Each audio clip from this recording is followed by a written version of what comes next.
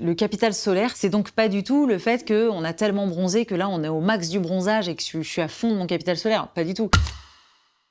Le capital solaire, ça existe vraiment, c'est un concept qui a été inventé mais qui est assez pédagogique pour parler à la population. C'est un peu la capacité qu'a la peau à faire face aux dommages liés aux UV au fur et à mesure de sa vie.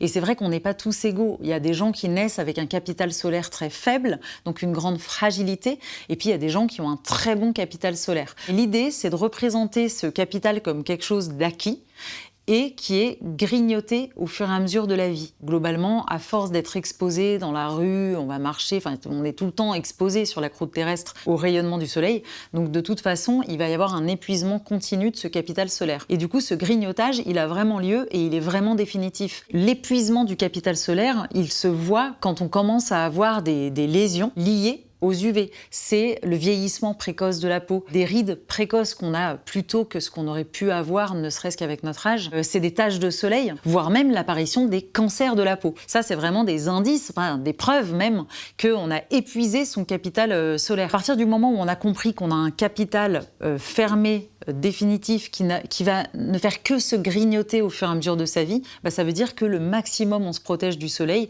le mieux on prend soin de la santé de sa peau en prenant en compte qu'on vit quand même un peu plus longtemps qu'avant. Mais c'est vrai que si on a des taches de soleil alors qu'on a 25 ans, c'est qu'on a vraiment peut-être déjà épuisé son capital solaire.